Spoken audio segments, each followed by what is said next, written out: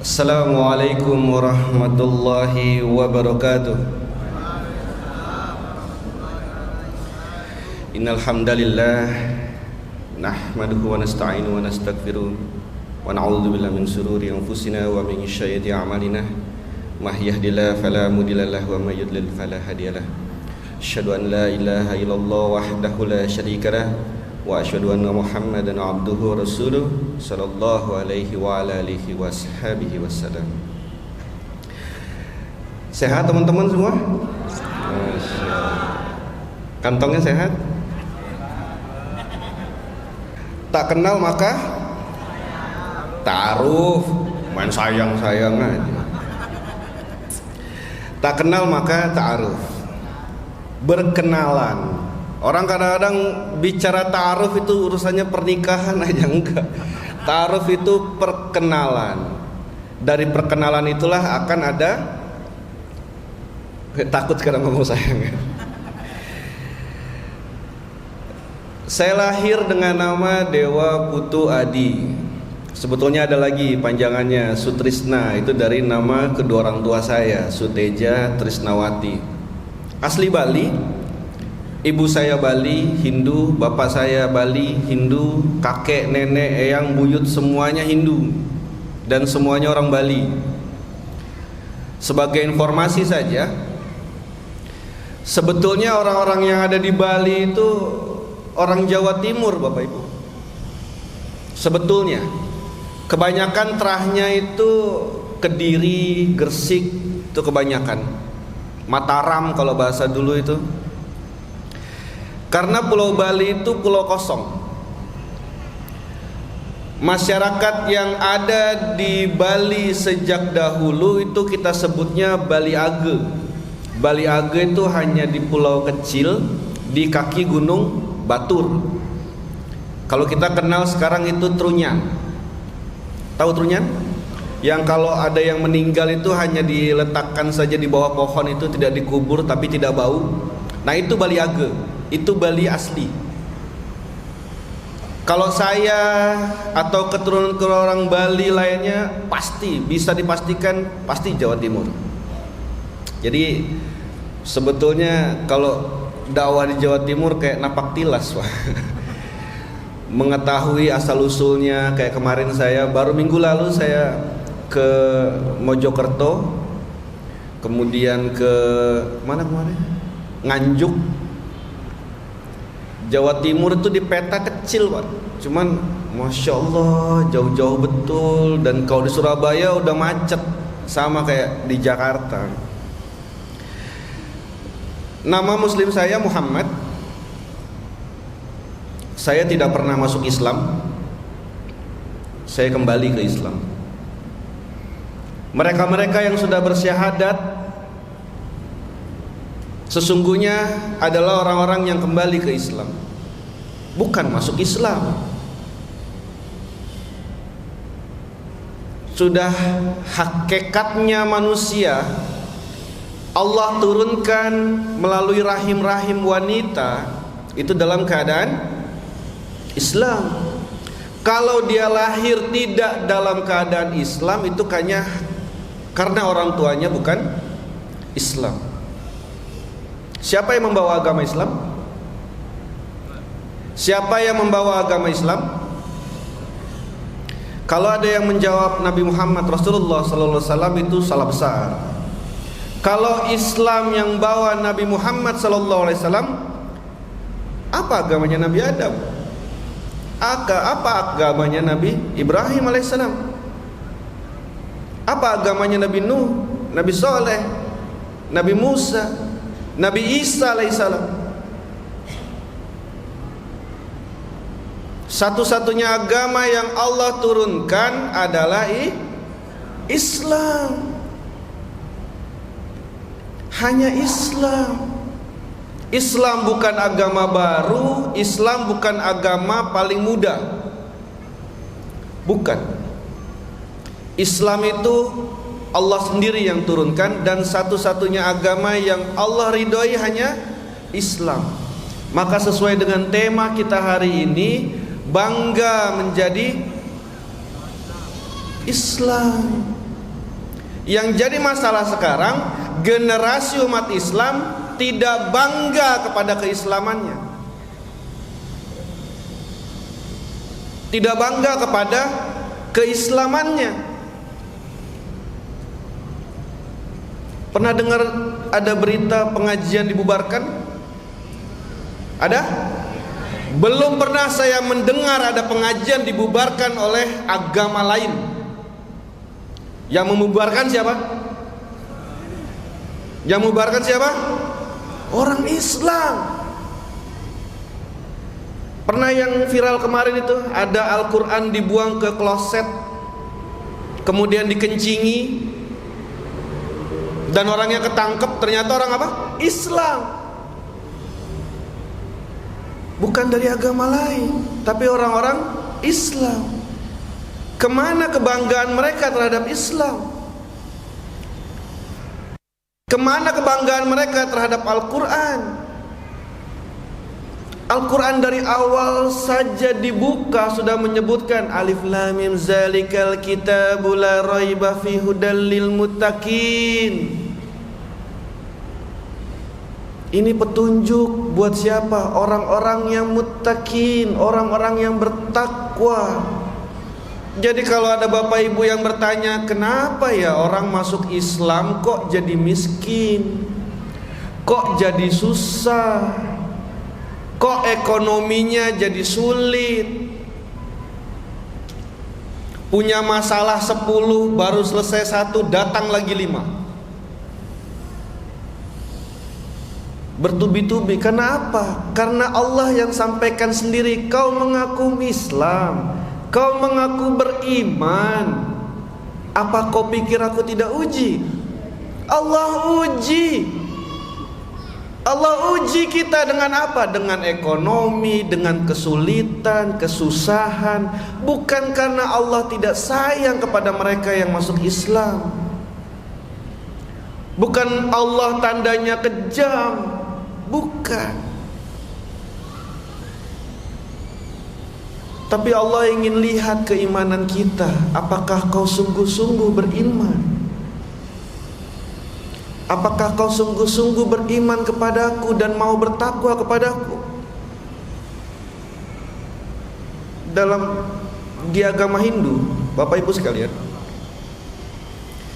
itu umat Hindu dilarang untuk baca kitab sucinya. Weda itu dilarang. Tidak boleh. Yang boleh hanya mereka-mereka yang sedang belajar tentang agama atau tentang sekolah kependidikan kependetaan agama Hindu, itu baru boleh. Tapi kalau umat umum biasa, itu mereka nggak boleh buka kitab sucinya. Ada di sini yang mantan Hindu? Oh, Masya Allah. Dari Jawa Timur apa dari Bali? Jawa Timur. Oh, Masya Allah. Pernah lihat Weda? Tuh kan. Belum pernah. Tanya kalau Bapak Ibu sekalian punya teman, kenalan orang Hindu, tanya mereka, pernah tidak baca Weda? Atau jangan baca, pernah lihat tidak? Pernah pegang tidak? Pernah punya tidak? Jangan terkejut kalau jawabannya tidak. Sama tidak dengan Islam? Sama tidak dengan umat Islam? Sama. Islam Al-Qur'annya banyak tapi tidak dibuka. Sama. Ustadznya ngasih program one day one juz, 1 hari 1 juz. Ustadz kebanyakan. Giliran baca WhatsApp 5 juz dia. Iya, giliran lihat TikTok, lihat Instagram, wah itu berjam-jam bisa itu. Bapak Ibu sekalian, demi Allah, Bapak Ibu sekalian tidak akan diminta pertanggungjawaban oleh Allah saat putra putri Bapak Ibu sekalian nilai rapotnya jelek, nilai matematikanya jelek, nilai bahasa Inggris di sekolahnya jelek. Tapi demi Allah Bapak Ibu sekalian, dan akan diminta pertanggungan kelak nanti di akhirat pada saat anaknya tidak mengerti Islam, tidak mau berjamaah di masjid, tidak mau menuntut ilmu tentang Islam. Saya kasih lihat satu hal.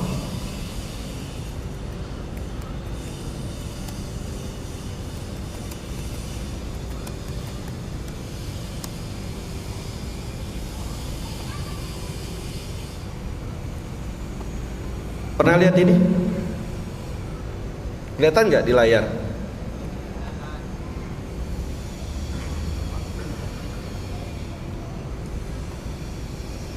Kelihatan nggak kaligrafinya? Ini banyak yang pakai. Banyak yang pakai. Tahu nggak ini kaligrafi apa? Hah?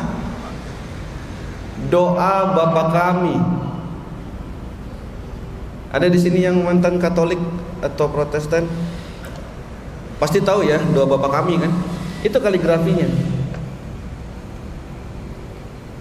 Dan pernah saya ketemu pondok pesantren di Jawa Tengah, santrinya hampir 4.000 pakai baju ini, katanya dikasih, ada donasi dari LSM, bawa uang, bawa bantuan ke pondok pesantren, dan bawa baju-baju kaos. Tulisannya begini, bayangkan Pak, bayangkan Bapak Ibu sekalian, pondok pesantren nggak paham soal kaligrafi ini. Kelihatannya kaligrafi bagus, ini Islami. Enggak, ini doa saudara-saudara kita yang Nasrani. Itu kualitas pondok pesantren. Gimana yang mereka tidak mengerti tentang kaligrafi atau tidak mengerti tentang Islam, padahal mereka Islam tapi tidak paham. Ini dipakai sama mereka. Bapak Ibu sekalian, data Majelis Ulama Indonesia Pusat, sekali lagi saya ulangi, data Majelis Ulama Indonesia Pusat di Jakarta sebesar 82%. Saya ulangi, sebesar 82% mahasiswa yang masuk tahun ajaran pertama, ini data tahun 2021-2022, 82% tidak bisa baca Quran. Bayangkan. Saya belajar dengan salah satu guru saya yang kebetulan alhamdulillah tetangga saya di rumah. Jadi kisahnya gini, SE ini sarjana ekonomi, AK dia akuntansi. Itu saya S1 di Jakarta, di Perbanas. S2 saya dapat beasiswa di Australia. Saya dapat MM dan CIA. CIA itu bukan intelijen, bukan. CIA itu Certificate Internal Auditor. Kalau lulusan Australia atau Asia. Kalau lulusan Eropa atau Amerika itu QIA, Qualified Internal Auditor. Saya beasiswa. Kemudian saya pindah ke Filipina, pernah di Jerman, di Bremen, kemudian pulang. Jadi saya paham tentang perekonomian, bagaimana sistem ekonomi. Di situ juga saya mungkin dilibatkan oleh Allah untuk mengurus perekonomian para mu'allaf. Mantan mu'allaf. Mu'allaf itu 1-2 hari ya. Tuh. Jangan sampai tua. Saya juga sedih kadang-kadang dibilang tuh si Dewa mu'allaf gitu. Buset, Masya Allah. Terus sampai tua saya dibilang mu'allaf terus. Mantan mu'allaf. Kalau 1-2 hari ya nggak apa-apa dibilang mu'allaf. Tapi sudah hampir 6 tahun saya berdakwah keliling Indonesia.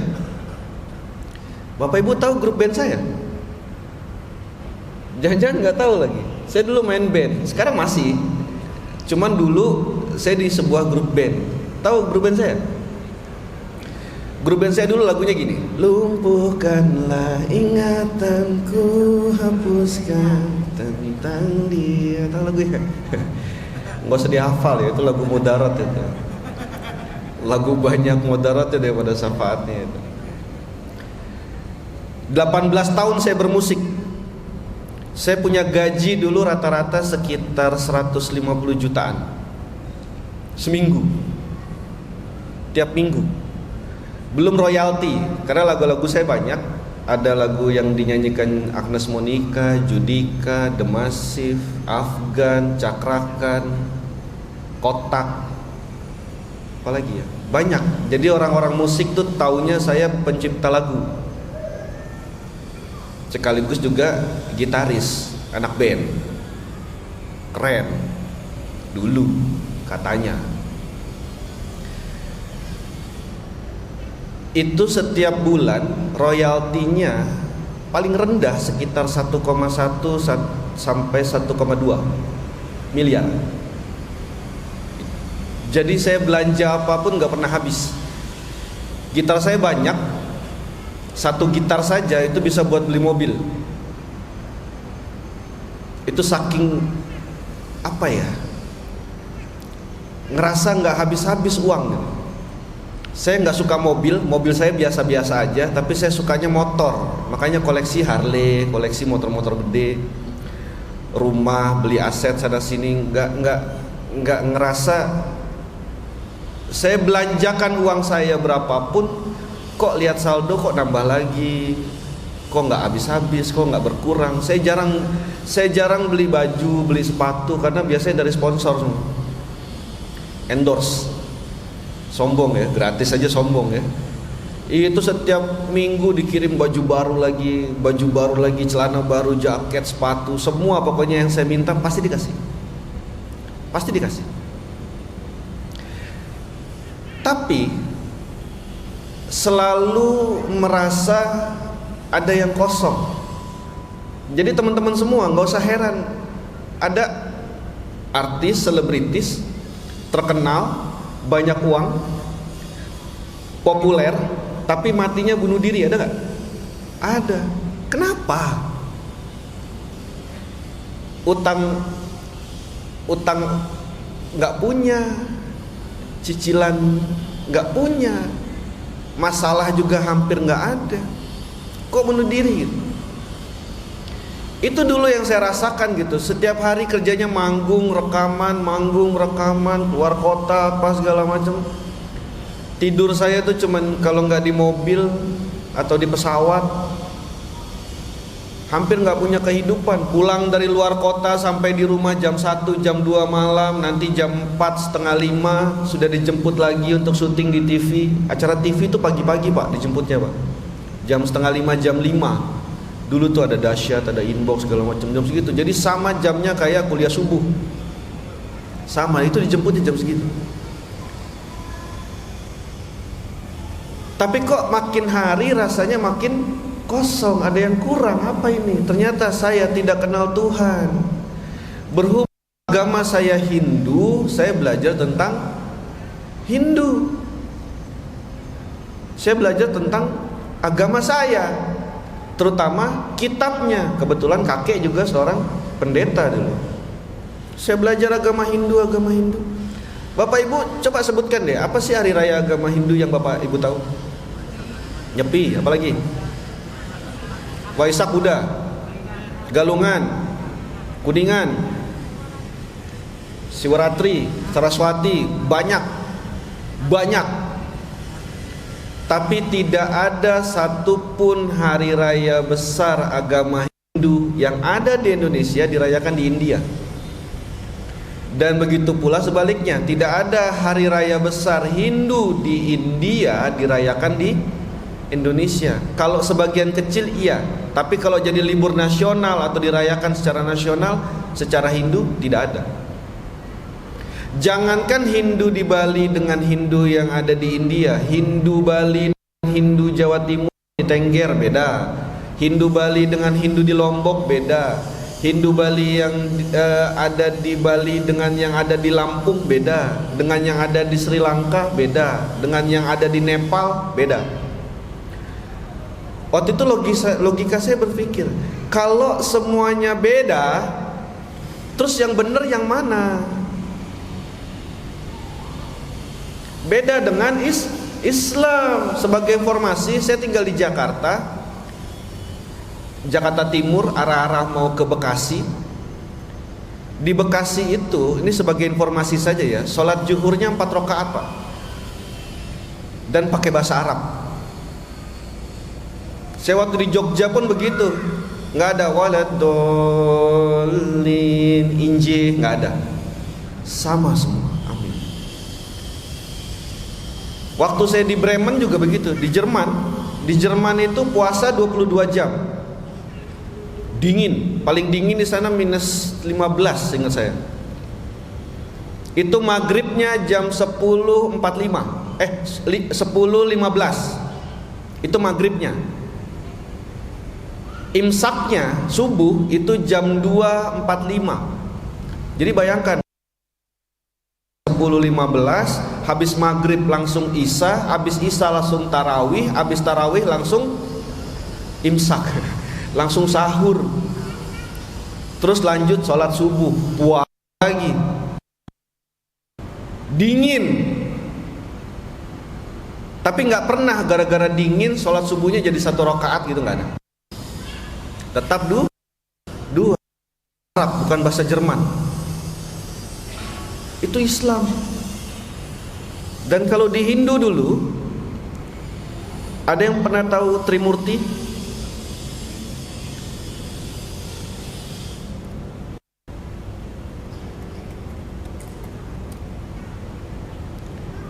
Ini Dewa Brahma, dewa tertinggi dalam Trimurti. Ada Brahma, Wisnu, Siwa. Brahma ini 3 suku kata, Brahmana. Orang-orang Yahudi menyebutnya Afram, orang-orang Nasrani menyebutnya Abraham, orang-orang Islam menyebutnya Ibrahim. Ini Dewa Brahma, dewa tertinggi dalam agama Hindu. Itu cuman cocokologi. Oke, kita cek. Dewa Brahma punya istri. Dewa Brahma punya istri. Saya ketik istri Dewa Brahma. Lihat siapa namanya? Sarah. Kalau dalam Hindu Saraswati, karena dalam bahasa Sanskrit itu kata wati itu menunjukkan gender. Ini istrinya.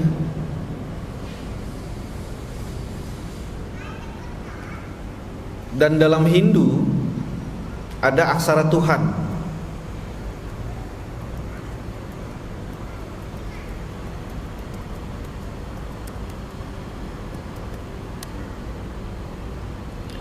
Kelihatan? Itu tinggal dimiringkan saja 90 derajat. Alifnya sudah ada, la-nya sudah ada, hamnya sudah ada, ha-nya sudah ada. Jadi Allah. Kalau orang Bali ini kalau orang Hindu ini nyebutnya Om. Dulu di Hindu gitu. Om Burbuaswatat Sawitur Wareni Ambargo Diwasyo Dioyonam Prancodayat Narayanam Nadwityo Hastik. Wah, siapa ya? Masya Allah. Itu yang bikin saya kadang susah. Saya belajar bahasa Arab itu kan di kampus saya di Institut Agama Islam itu kan belajar bahasa Arabnya fushah. Fushah tuh baku. Sedangkan kalau ngomong sama orang Arab itu mereka tuh bahasanya kebanyakan amiyah dan beda jauh, masya Allah. Kayak misalnya saya nanya min ainaan minal anta, wah itu baku sekali. Antum dari mana, akhi? Asal kamu dari mana? Itu baku. Mereka nanya asal tuh mifenjit, lah jauh banget, nggak nyambung. Duduk saja itu ada 14 kata. Duduk yang lama, datang dari berdiri tiba-tiba duduk, terus duduknya santai, ada yang datang duduk terus pergi lagi, itu lain semua. Pusing saya belajar bahasa Arab. Makanya kenapa kalau ada yang bertanya kenapa sih Al-Quran itu bahasanya Arab? Karena hanya Al-Quran yang tata bahasanya detail dan spesifik. Onta saja itu kalau nggak salah ada 12. Onta yang cowok beda, onta yang betina beda, onta betina lagi hamil lain, onta yang lagi jomblo juga lain, onta yang masih kecil lain, onta yang sudah manula lain semua namanya. Saya kasih contoh ya di Al-Quran ya. Itu surat, sebentar.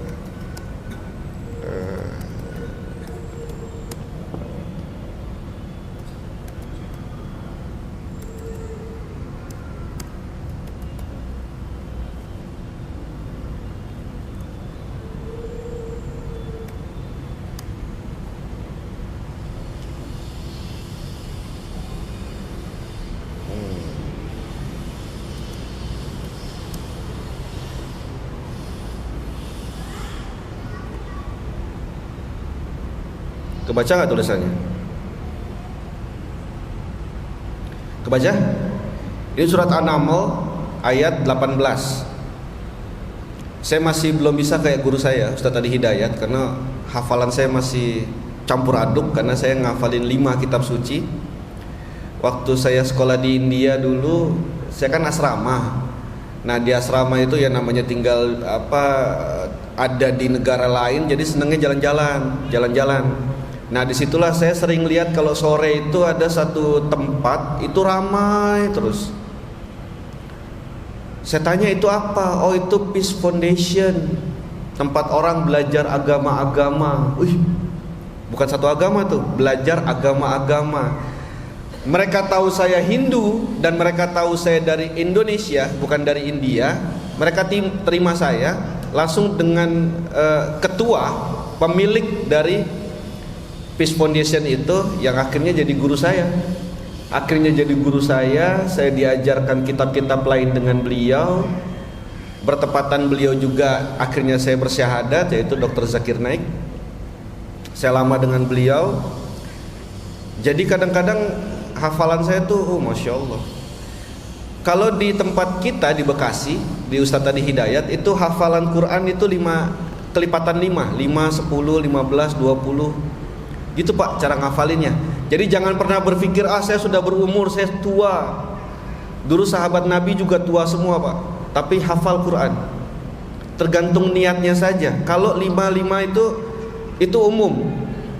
Karena di tempat kita di Al-Ihsan, di tempat Ustadz Adi Hidayat, itu tidak main lagi nomor surat, nomor ayat, enggak. Buka halaman 112, lembaran paling kanan, ayat paling atas, baca. Surat apa itu? Ayat nomor berapa? Mundur 11 halaman, halaman sebelah kiri, ayat paling bawah, baca. Ayat apa itu? Nomor berapa? Surat apa? Kayak gitu Pak. Surat terpendek di Al-Quran itu Wal Asri, betul ya? Betul ya? Pendek sekali, cuma 3 ayat kalau nggak salah. Al-Kautsar, astagfirullah. Al-Kautsar 3 ayat. Betul?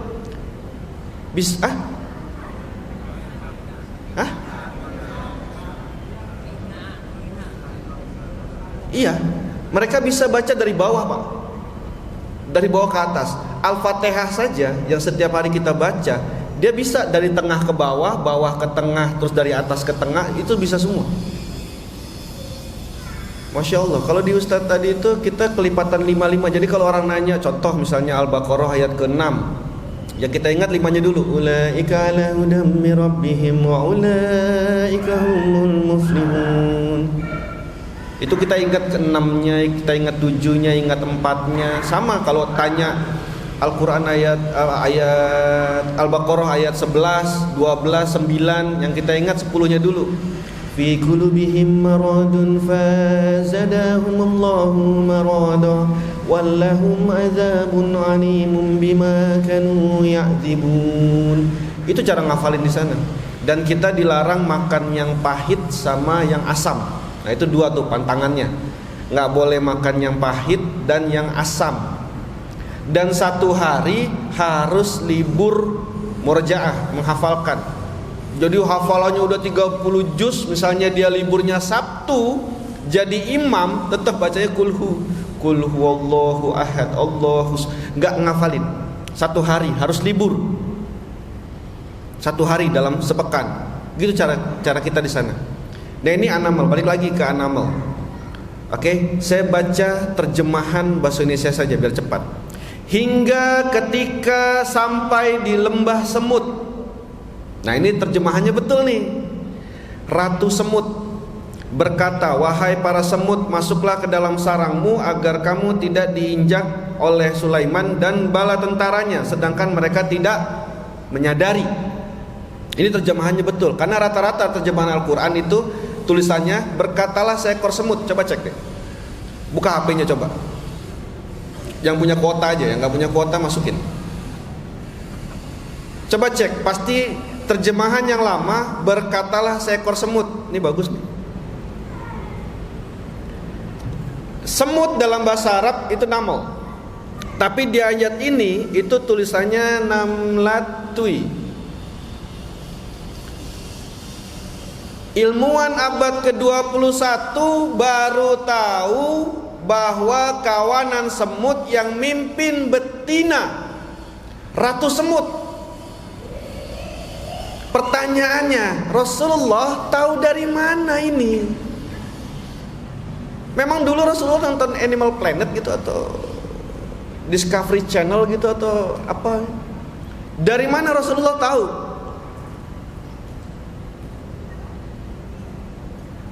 Bahwa semut-semut ini yang mimpin ratu semut. Berkatalah seekor semut, ratu semut berkata, "Woi semut, masuk, masuk, masuk, nanti kalian injak-injak sama pasukannya Nabi Sulaiman." Satu lagi. Sudah ketemu surat Al-Ankabut ayat 41.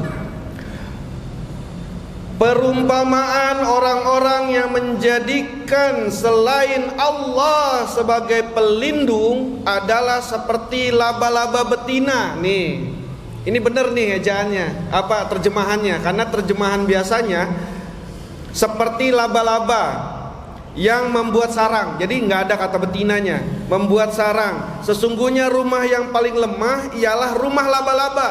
Jika mereka tahu, niscaya tidak akan menyembahnya.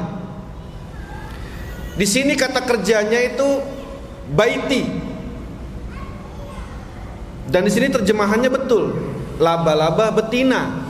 Jadi kalau teman-teman ada yang punya Al-Quran apa segala macam, dia terjemahannya pasti cuma laba-laba, tidak ada betinanya. Ini terjemahan baru nih, betul ini. Ilmuwan abad 21 baru tahu yang bisa bikin sarang laba-laba dan mengeluarkan jaring laba-laba hanya betina, jantan tidak bisa. Makanya Spiderman salah. Jangan-jangan dia transgender. Yang bisa buat jaring laba-laba dan sarang laba-laba hanya betina. Pertanyaannya, dari mana Nabi tahu? Nabi Muhammad Rasulullah SAW itu tinggal di padang pasir maksudnya, bukan padang Sumatera sana. Tinggal di padang pasir. Dari mana beliau tahu tentang laut? Bagaimana beliau tahu tentang luar angkasa? Bagaimana beliau tahu tentang tumbuh-tumbuhan, hewan-hewanan? Dari mana?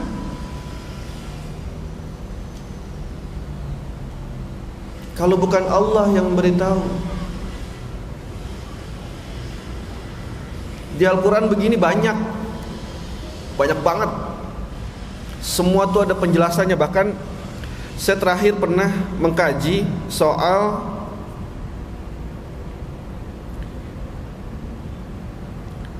surat 17 ayat 1. Surat 9 ayat 28 itu tentang Masjidil Aqsa. Dan surat ke-17 ayat ke-1 itu bicara tentang Isra Mi'raj, tentang Masjidil Haram dan Masjidil Aqsa. Yang jadi penelitian adalah dari surat 9 ayat ke-28 sampai ke surat 17 ayat 1 itu selisihnya 767 ayat. Cek Google Map, Masjidil Aqsa ke Masjidil Haram itu jaraknya 767 mil. Sesuai dengan selisih ayatnya dalam Al-Quran. Ini gimana caranya? Dan masih banyak yang seperti ini, masih belum yakin dengan Al-Quran. Allahu Akbar. Coba tunjuk tangan siapa yang tahu surat 114. 114. Tunjuk tangan.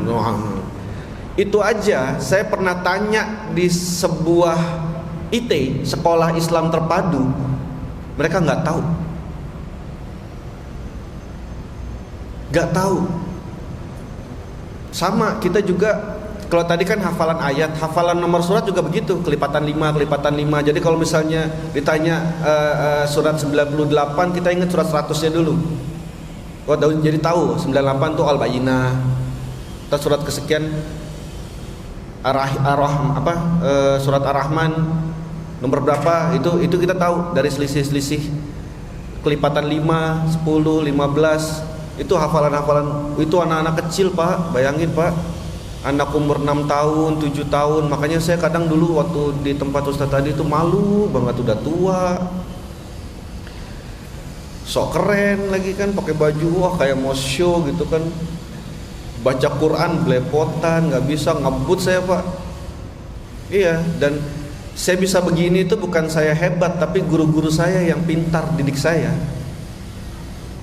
Dan dasarnya itu rasa malu tadi. Harus bisa baca Quran. Udah bisa baca Quran, udah lumayan lancar baca Quran. Itu Ustaz tadi suka ngasih kitab.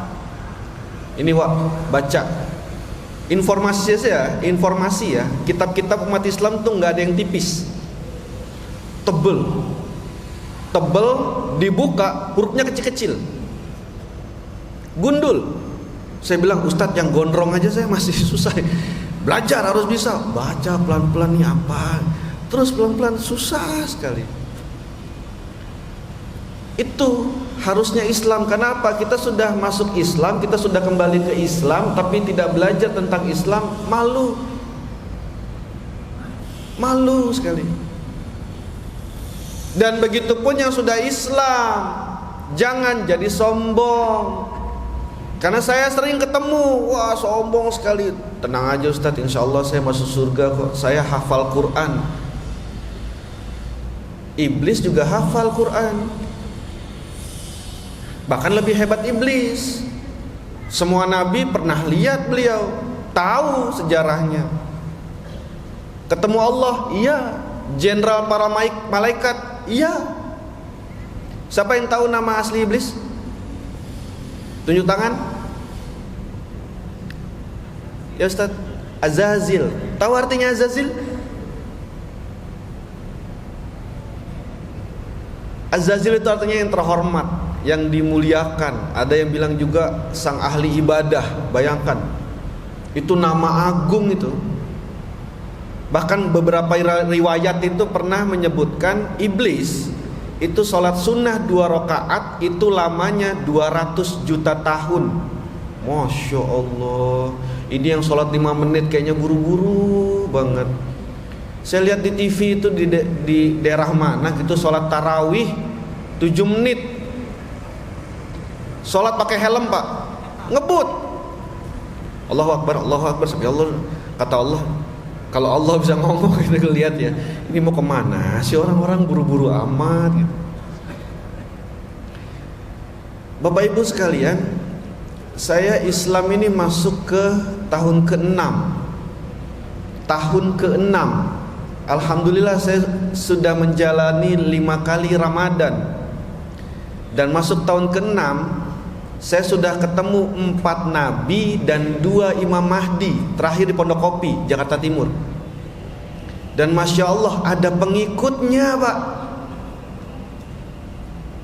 Ada pengikutnya, dan pengikutnya bukan orang-orang bodoh.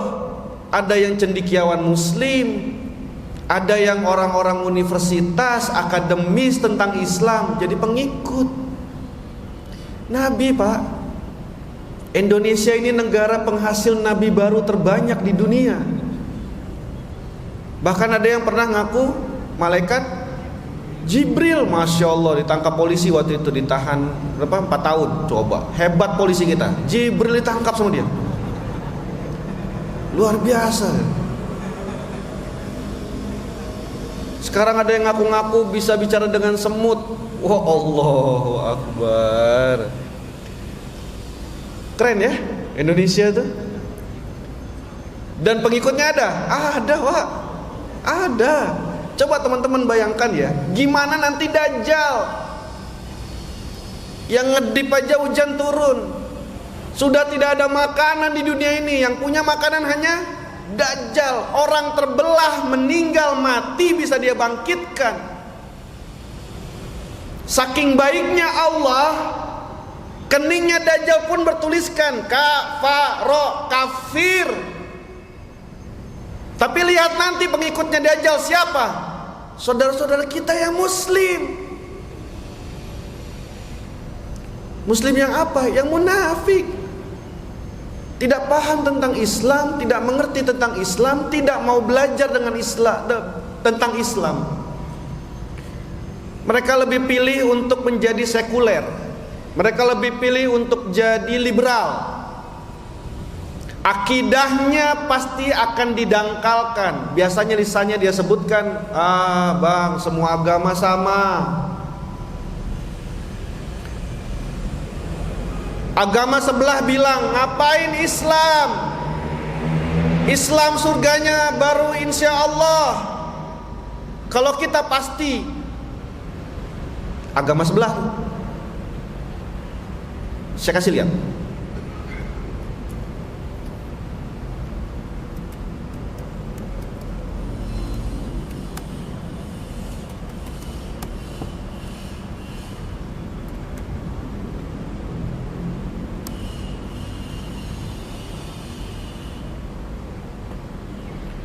Kalau kalian Islam surganya masih insya Allah. Kalau masuk agama kami cinta kasih, sudah pasti surganya.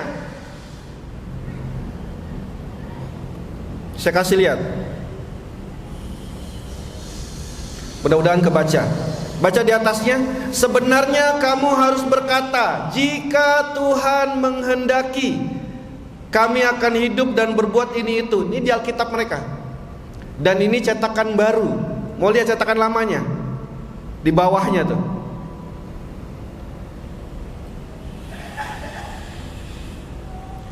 Lihat cetakan yang bawahnya, yang saya kasih kursor. Seharusnya kamu berkata apa itu? Apa? Insya Allah.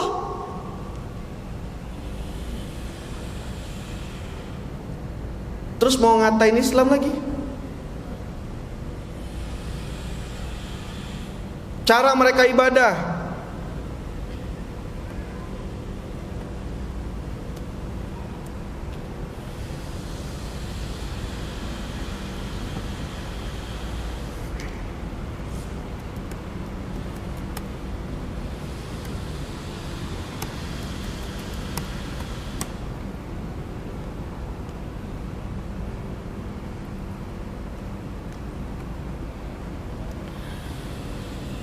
Ini di kitab mereka, cara mereka ibadah. Lalu Ezra memuji Tuhan, Allah yang maha besar. Apa itu Allah yang maha besar?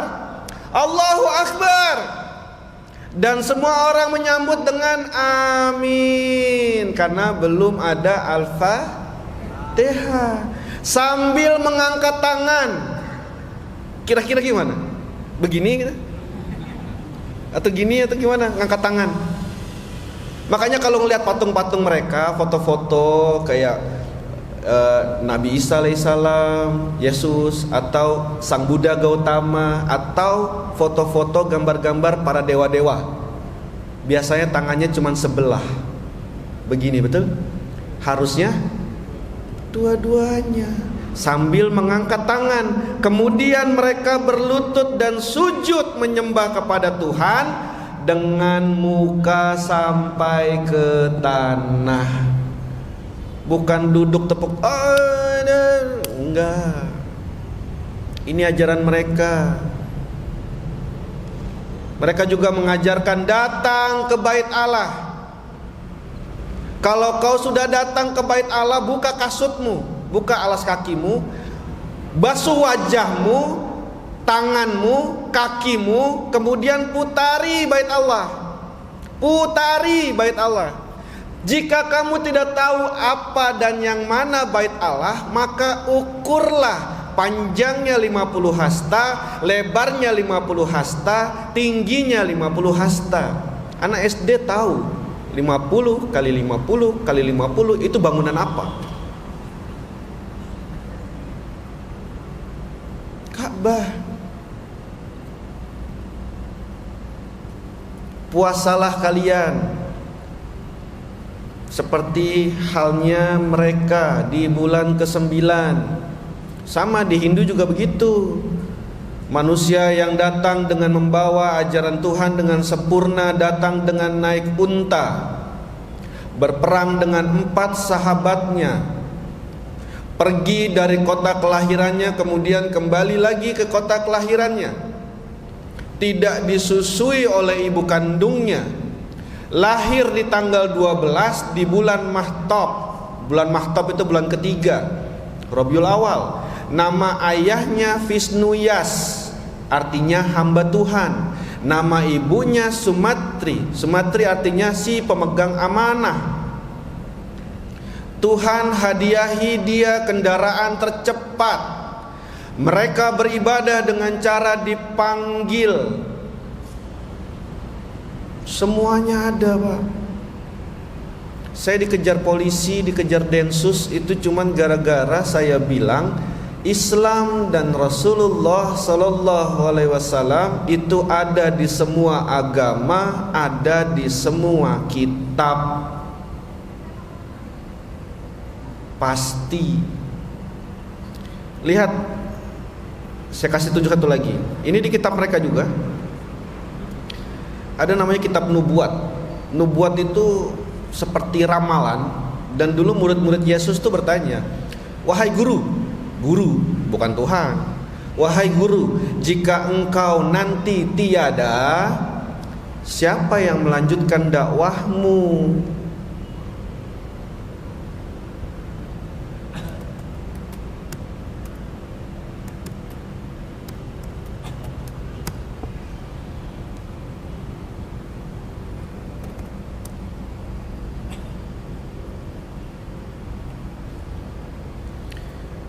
Dikasih tunjuk, nanti yang menggantikanku nih ciri-cirinya.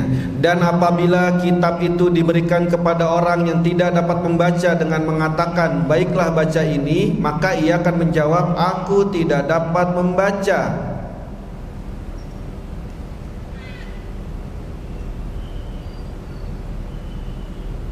Iqra, kata Rasulullah, ma'ana bikari. Saya baca apa? Kan malaikat turun dari langit nggak bawa buku kan, kayak gitu, bawa kertas gitu, dia baca gitu. Nggak ngerti Nabi. Dipeluk oleh malaikat Jibril, diulangi lagi, Iqra. Mana Quran? Saya buta huruf, saya nggak bisa baca. Jadi kalau melihat ada di medsos, ada seorang yang katanya ustadz, kemudian dia bilang, siapa tuh yang bilang Nabi Muhammad nggak bisa baca tulis? Bawa ke sini orangnya, ada ya? Ada tuh orang itu. Bawa ke sini orang ini, aneh bener. Justru Allah menjaga Rasulullah Sallallahu Alaihi Wasallam itu dengan cara bahwa Nabi tidak bisa membaca dan menulis, tapi paham tentang semua keilmuan, bahkan sampai embriologi. Di Al-Quran disebutkan, ku bedakan kalian semua dari jari jemarimu. Ilmuwan abad keberapa baru tahu tentang sidik jari? Telat. Rasulullah sallallahu alaihi wasallam sudah menyebutkan itu. Ku bedakan kalian semua dari jari jemarimu. Bahkan saya pernah baca beberapa hadis, walaupun hadisnya itu doif ya. Doif itu lemah, bukan mungkar. Kalau mungkar itu palsu. Dan lemah sekali. Dulu ada sahabat yang bertanya pada Rasulullah, "Ya Nabi Allah, dunia dan bumi Allah ini luas. Bagaimana nanti agama Allah ini akan diketahui oleh semua orang di penduduk bumi?" Apa kata Nabi? "Nanti umatku akan bisa berbicara dari jarak yang sangat jauh, saling berkomunikasi dengan jarak yang sangat jauh dengan menggunakan piring-piring."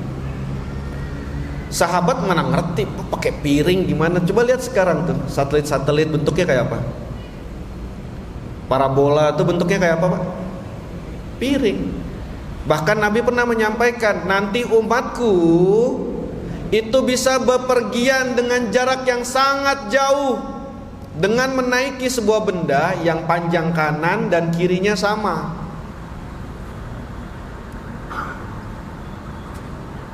Tahu dari mana Nabi? Terlalu banyak keajaiban, dan itu mulai terbongkar satu persatu. NASA bilang, oh bulan pernah terbelah, retakannya itu lurus. Tapi Nabi dibilang apa? Nabi dibilang ahli sihir, pendusta, penipu. Dan di akhir zaman teman-teman, itu akan terjadi. Orang-orang berdusta akan dianggap pahlawan, dan orang-orang amanah akan dianggap pendusta. Kita udah sampai teman-teman. Dan semua apa yang diceritakan oleh di Al-Quran itu akan terulang kembali. Jadi kadang-kadang bahasa dalam Al-Quran itu ya dulu pernah terjadi, sekarang akan terjadi lagi, dan nanti kelak akan terjadi lagi. Seperti itu seakan-akan bahasa dalam Al-Quran. Berulang lagi apa? Terlalu terjadi lagi, selalu terjadi lagi, akan terjadi lagi, dan akan terjadi lagi. Ingat dulu kisah Nabi Musa dengan musuhnya siapa? Fir'aun. Nabi Musa dengan Fir'aun, siapa yang menang? Nabi Musa dengan Fir'aun, siapa yang menang? Fir'aun, Pak.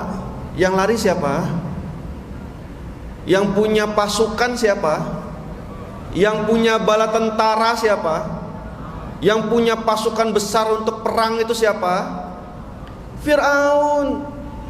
Yang bangun peradaban Mesir siapa? Fir'aun. Fir'aun yang menang dulu. Lari Nabi Isa. Nabi Isa lagi. Nabi Musa. Salahnya Fir'aun cuma satu, Pak.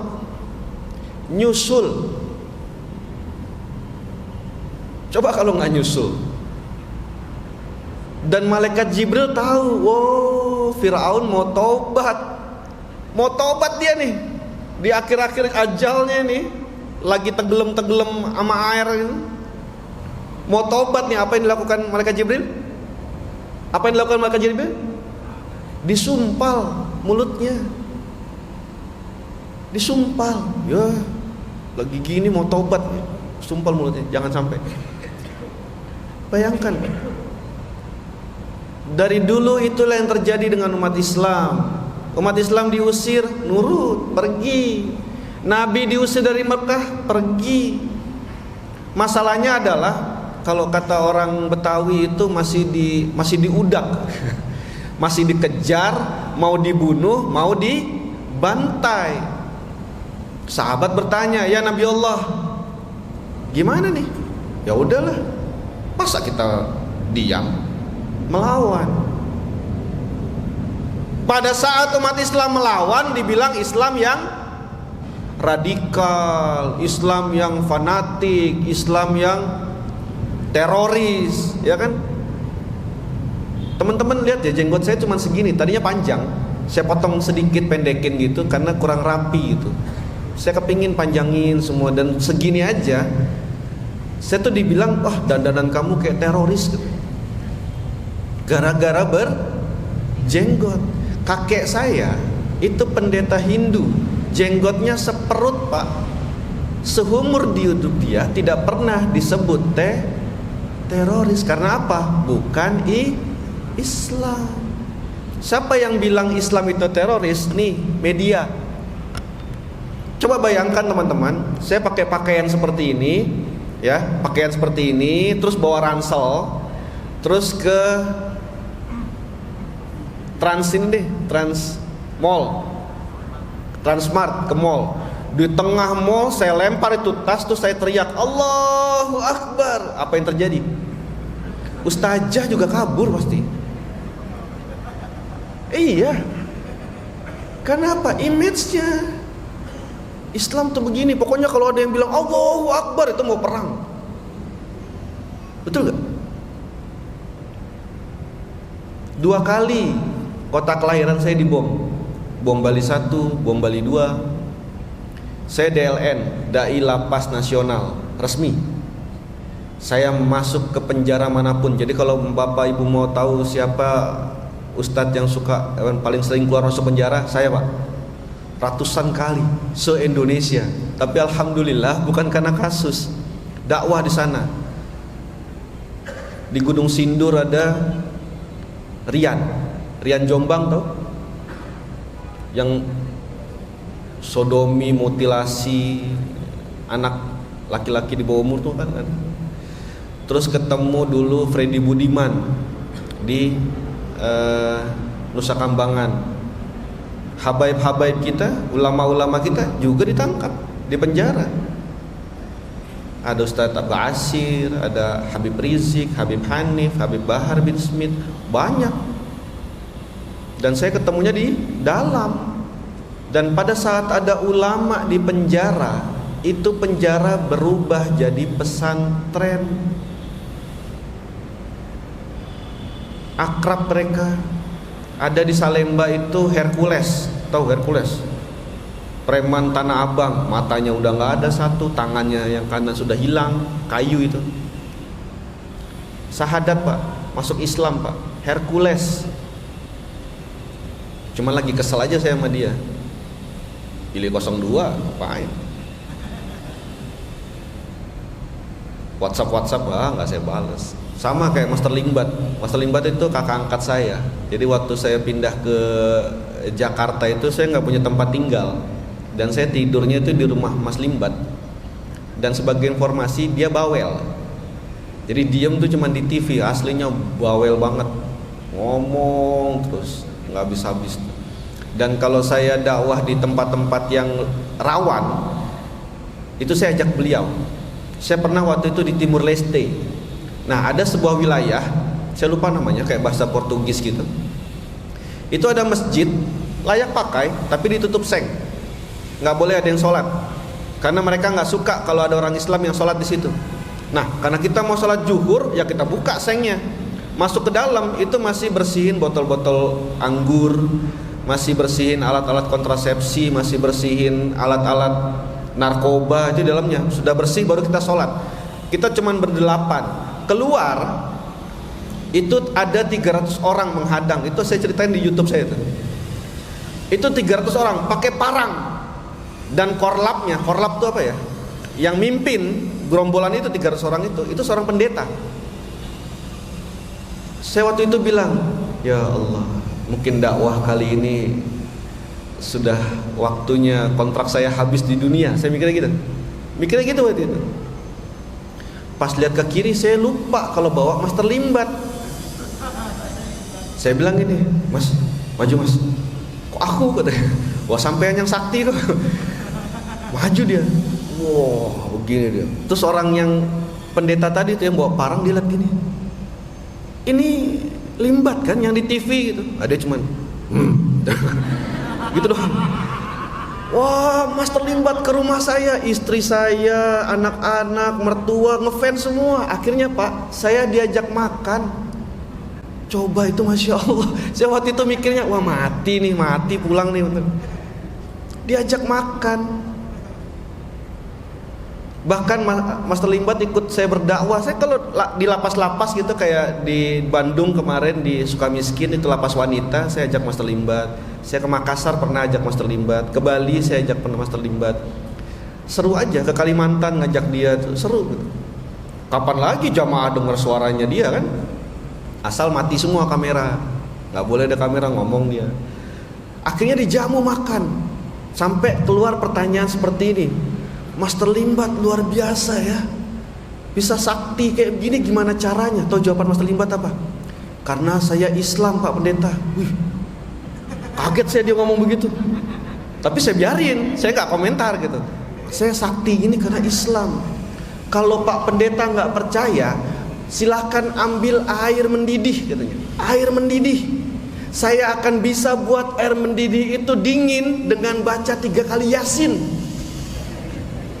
Saya mau ketawa tapi malu gitu kan. Pak Pendeta ini nggak tahu kalau Yasin panjang. Jangankan 3 kali, 1 kali aja tuh dingin airnya. Pak Pendetanya, wah hebat ya Master Limbat. Saya mau tahan ketawa gimana. Dan akhirnya 16 anggota keluarganya termasuk Pak Pendeta itu masuk Islam. Dan akhirnya sekarang tahu kalau Yasin itu panjang. Masya Allah.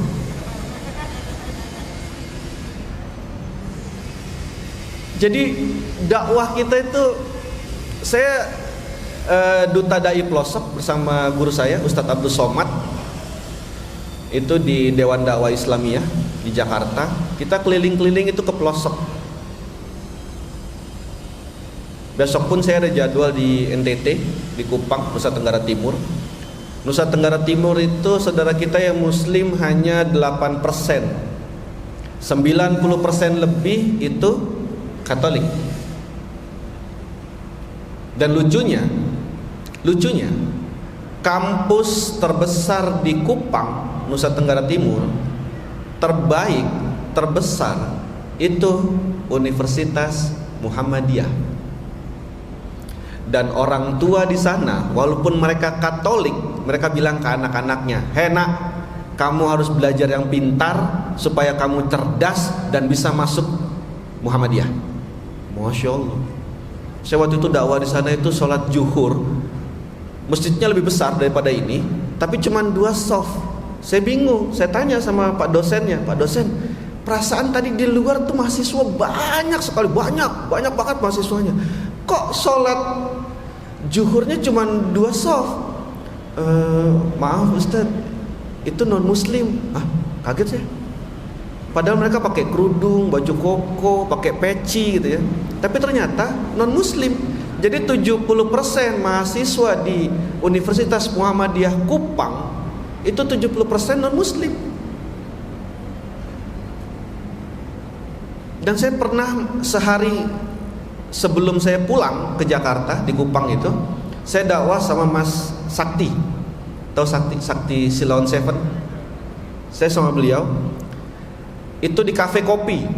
Kurang lebih ada 60 yang hadir, dengarkan kita bicara, ngobrol, bicara tentang Islam, bicara tentang Al-Quran, bicara tentang Nabi.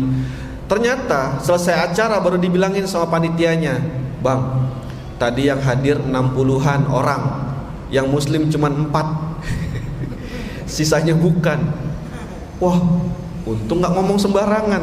Untung apa ya, bahkan mereka tuh pas pulang itu minta foto, minta Instagram, minta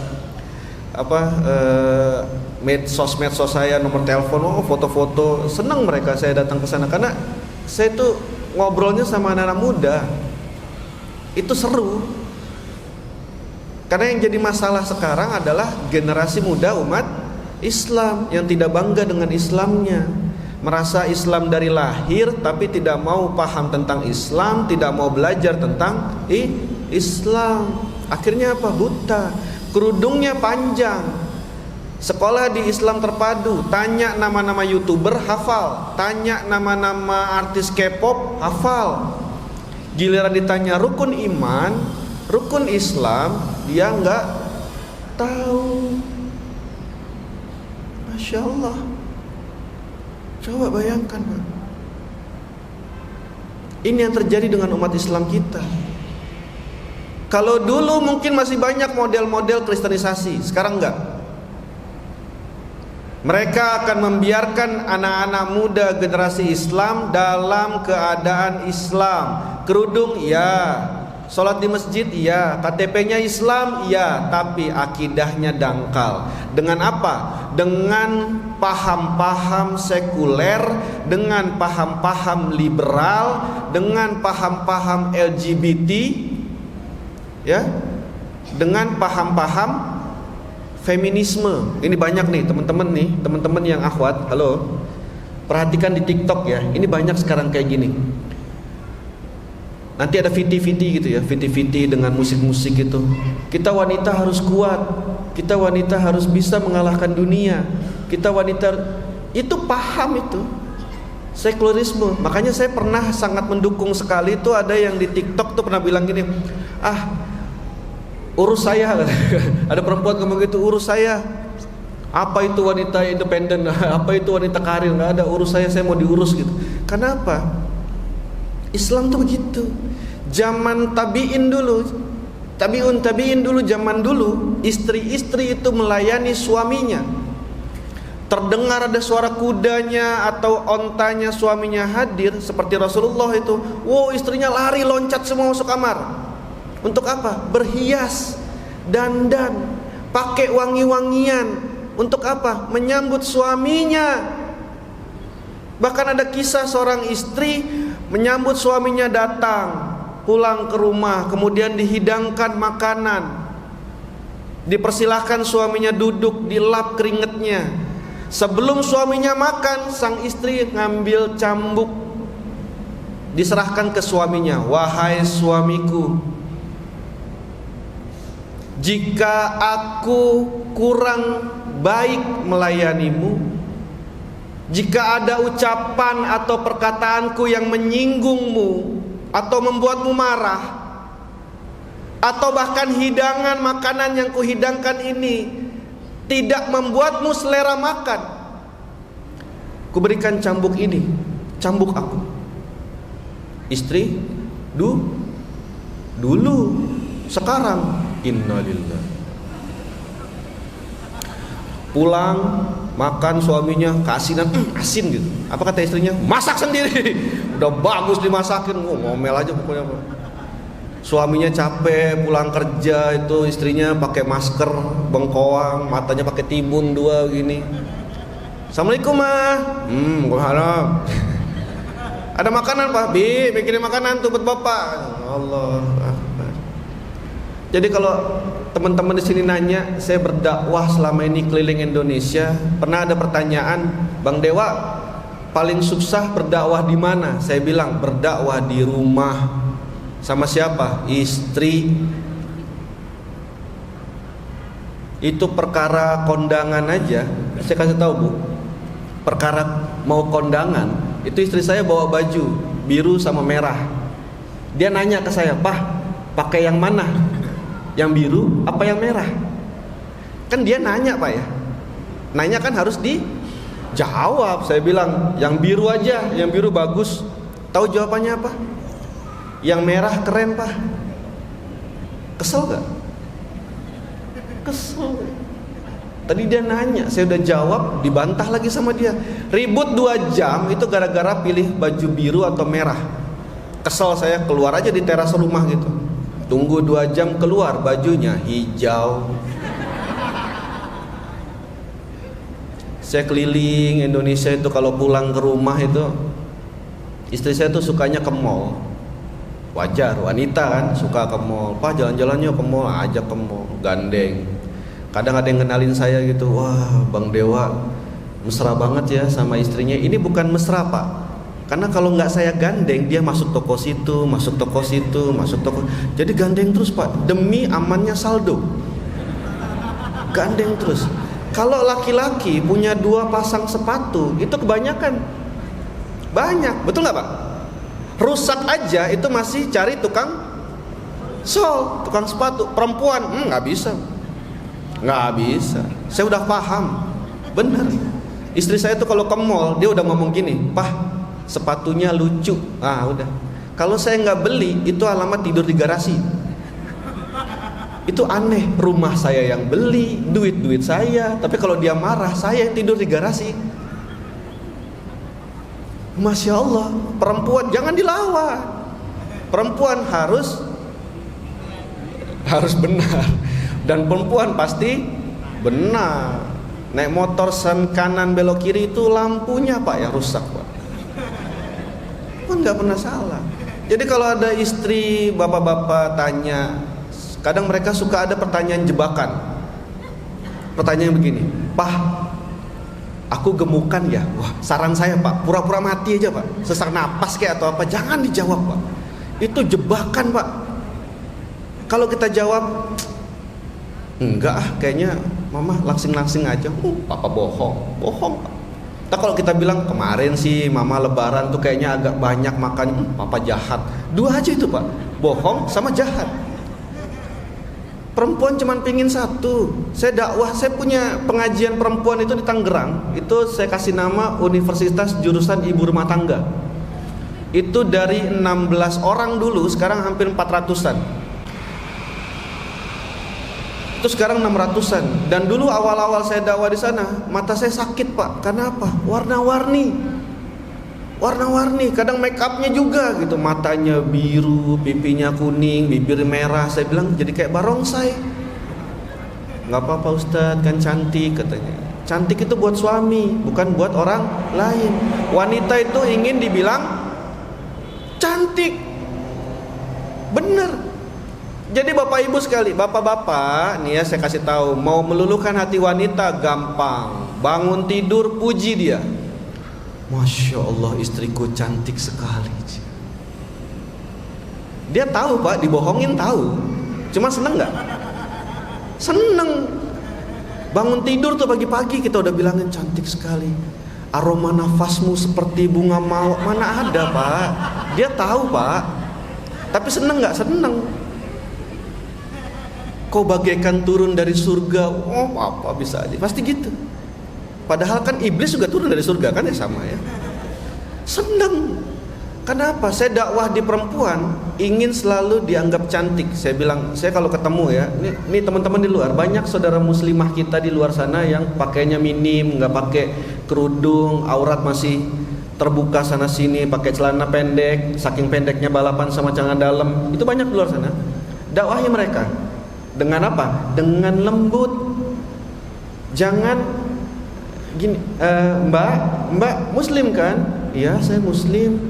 "Kok nggak pakai kerudung?" "Ah, Surabaya panas." "Ih, mbak, neraka jahanam." Nggak gitu.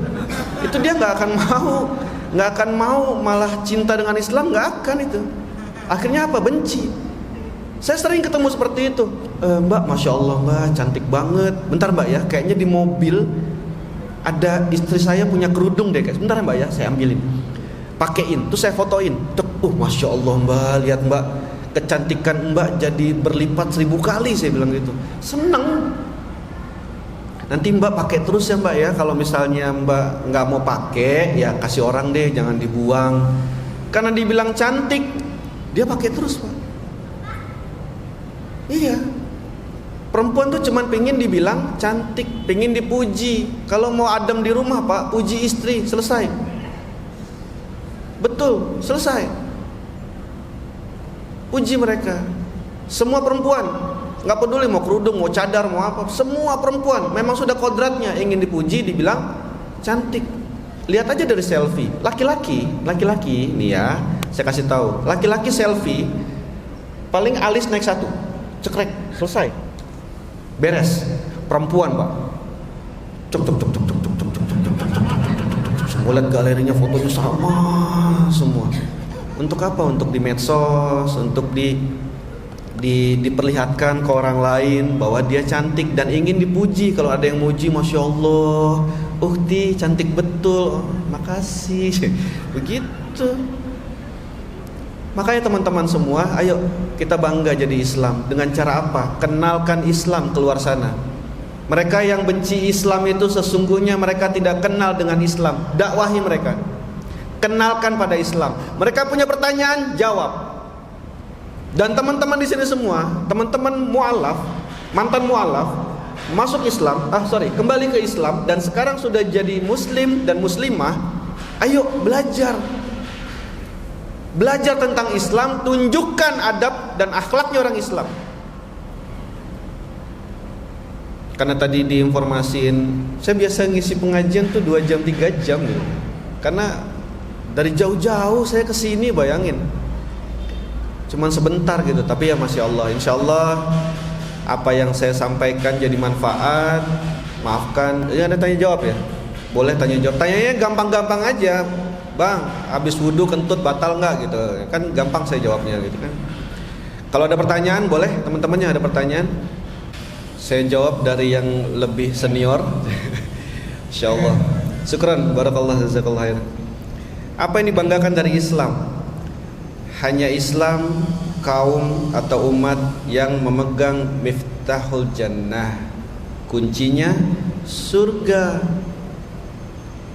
Semua kesulitan kita, aturan-aturan Islam yang ada di dunia ini semuanya susah, sulit.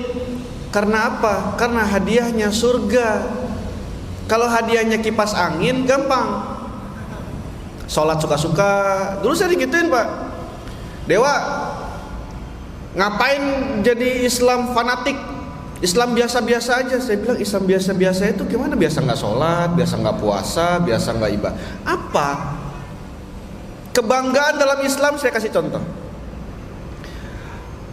Bangga memiliki nabi yang nabi ini mengajarkan hal sederhana kepada manusia. Apa itu? Menjadi manusia, bukan menjadi hewan, apalagi binatang.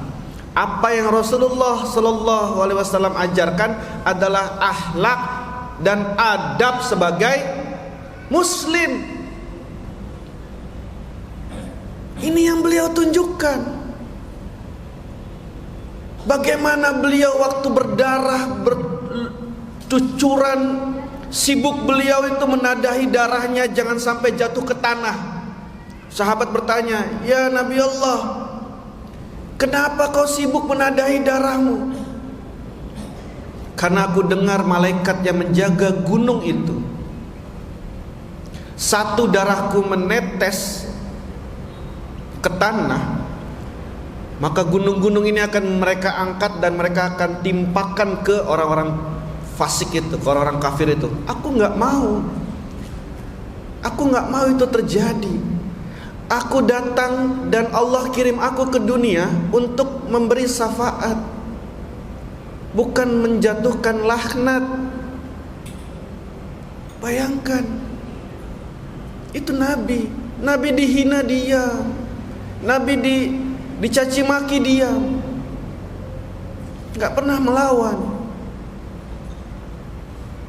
Ada kisahnya beliau menyuapi seorang buta Yahudi itu di kota Mekah itu. Disuapin, makin hinaan keluar, cacian buat magi, dihina-hina. Wah, Muhammad brengsek, Muhammad pendusta, Muhammad itu sebetul-betulnya sihir. Oh, dihina. Makin banyak hinaannya, makin lembut suapannya. Coba kita udah disuapin masih ngatain, itu piring ke muka Pak. Lihat akhlaknya Nabi. Nabi mengajarkan kita umat Islam untuk punya akhlak dan adab, menaklukkan kota-kota di luar umat Islam dulu yang banyak orang-orang kafirnya, sampai Nabi mengatakan jangan kau sakiti mereka walaupun mereka bukan Islam. Menyakiti mereka sama dengan engkau menyakitiku. Coba, pemimpin mana yang bicara seperti itu? Kalau ditanya bangga apa dengan Islam, semuanya Pak. Semuanya yang ada pada Islam itu yang kita banggakan. Bangga kita pegang kuncinya surga. Makanya saya suka bilang gini, hei ulama-ulama, kiai-kiai, dari dulu kalian sudah tahu kuncinya surga ini Islam. Kenapa masih diam? Hei orang-orang Islam, saya kasih tahu. Ada orang masuk Islam. Kebetulan waktu itu saya islamkan seorang pendeta. Malam harinya itu 60 jamaahnya datang cari saya. Dia bilang apa? Hei, kembalikan pendeta kami. Jangan ajari pendeta kami ajaran Islam yang sesat. Kembalikan. Bayangkan, satu orang mu'alaf, saya didatangi 60 jamaah. Saya balik sekarang. Ada orang Islam murtad. Apa yang umat Islam lakukan? Kayak gini, diam. Apa yang mau dibanggakan? Tidak bangga dengan Islamnya, tidak tunjukkan. Bapak Ibu sekalian, mungkin ada yang belum tahu di sini. Ini seluruh badan saya batik, Pak. Batik celuk yang nggak bisa hilang. Makanya kenapa saya dijadikan DLN, Dai Lapas Nasional, karena ustadz lain di luar diundang ke penjara itu nggak ada jamaahnya, main gitar di sana, minum-minum, ngerokok di sana, nggak ada jamaahnya di sini. Tapi kalau saya yang datang, itu masjid penjara penuh. Dia mikir gini, gara-gara gambar di badan saya, dia bilang, ini teman kita nih, udah tobat kayaknya, ayo kita dengarkan. Jadi saya punya keuntungan di situ. Saya bangga dengan Islam saya nggak pernah, jarang sekali saya lepas kopiah saya nih. Lihat ya kalau saya manggung sekarang, saya punya band religi sekarang. Namanya Kulhaya, promosi jadinya. Namanya Kulhaya, Qulhayya, Kulhaya. Saya punya channel YouTube, baru sedikit, baru 3 juta subscriber. Alhamdulillah. Itu semuanya tentang musik-musik religi. Ada Ustadz Dery di situ, ada Sakir Daulay di situ, ada VV Zulfikar di situ. Oh, pokoknya semua teman-teman, ayo anak muda yuk yang mau berdakwah lewat musik religi yuk. Padahal guru saya semuanya salafi yang mengharamkan musik. Makanya saya suka dibilang salafi protestan saya. Saya bangga dengan Islam saya. Kalau Bapak atau teman-teman ada pertanyaan, apa yang mau saya banggakan dengan Islam? Segalanya. Segalanya. Tidak ada manusia di muka bumi ini yang seberuntung umat Islam. Kalau sudah beruntung seperti itu, kenapa tidak bangga? Mungkin saat ini itu jawaban saya, Pak. Berikutnya yang kedua, kisah. Nah, ini pertanyaan biasa orang-orang yang di atas milenial, kolonial ya, Pak. Dia nggak itu dimaklumi karena mungkin nggak pernah buka YouTube, nggak pernah buka medsos. Saya viral, Pak. Sombong ya, sombong jadi ujub. Jadi saya kemana-mana sekarang udah bukan seperti Mas siapa tadi, Dondi, siapa? Mas Doni masih suka masih bercerita bagaimana sih kehidupan saya, kayak sahabat saya Donditan atau Dennis Lim. Ganteng kan Dennis Lim kan? 11-12 sama saya itu. Cuman dia putih muda, saya putih tua, itu doang. Kayak Korea dia, saya kayak korengan gitu. Itu kita semua sudah ceritakan perihalnya semua. Nah, nanti Pak lain waktu deh, lain waktu insya Allah saya soalnya sudah dakwahnya sudah berbeda. Dulu awal-awal dakwah ya 2017, 2018 ya saya suka bicarakan dulu saya ngapain sih, kenapa sih harus Islam. Nanti Pak saya jawab, Bapak minta nomor telepon saya aja, nanti saya kirim linknya, Bapak nonton nanti insya Allah. Kalau kita sudah Islam, jangan lagi lakukan itu. Kalau ada mau pamit, kalau trik saya dulu, saya sibuk, ya emang sibuk sih, tapi saya sibuk-sibukin aja dan apa ya bahasanya, sok sibuk. Aduh Ji, belum sempat pulang ke Bali gitu. Giliran pulang ke Bali, ini trik saya. Giliran pulang ke Bali, saya selalu ajak teman-teman artis saya. Karena saya kalau dakwah di Bali, saya pasti ngajak teman-teman artis hijrah dan mereka artis-artis terkenal. Saya ajak ke rumah, papa saya seneng, ibu saya seneng. Yang ada malah ngobrol dan foto-foto. Akhirnya dia lupa sidang saya. Itu cara saya. Karena apa? Pasti nanti disuruh, kamu belum mau pamit, kamu belum mau pamit. Informasi saja, kalau sudah Islam kita dilarang atau diharamkan mengerjakan hal-hal ritual-ritual keagamaan lain atau melaksanakan kegiatan adat istiadat yang tidak atau bersinggungan dengan syariat Islam, itu nggak boleh, kecuali kalau belum muslim. Makanya banyak orang-orang Hindu, dia udah metata, dia sudah mepamit, dia sudah semua ngerjain, baru sahadat. Tapi kalau sudah sahadat, nggak boleh lagi. Banyak-banyak ngeles aja Mbak, ntar saya ajarin, banyak ngeles aja. Pokoknya cari trik sana sinilah, insya Allah. Waktunya habis, kita mau asar, kita mau zuhur, insya Allah.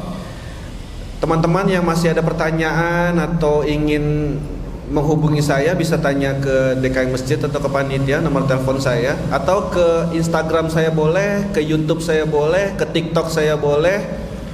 Akunnya itu Dewa Putu Adi, adinya tuh ADHI, Dewa Putu Adi. Nanti ada foto kayak Dude Herlino, itu foto saya. Nanti biasa saya selalu balas-balasin kok DM di sana, atau curhat atau cerita. Mudah-mudahan apa yang saya sampaikan ada manfaatnya Bapak Ibu sekalian. Saya minta maaf kalau ada kekurangan, kesalahan dari apa yang saya sampaikan. Kalau ada kelebihan nggak apa-apa, bawa pulang aja, masa dibalikin. Mudah-mudahan bisa bertemu lagi di lain waktu. Mudah-mudahan Bapak Ibu sekalian yang hadir di sini hari ini, insya Allah akan jadi tetangga-tetangga di surganya Allah nanti. Amin, amin ya rabbal alamin. Sekali lagi terima kasih. Subhanaka wa bihamdi, asyhadu an la ilaha illa anta, astaghfiruka wa atubu ilaik. Assalamualaikum warahmatullahi wabarakatuh.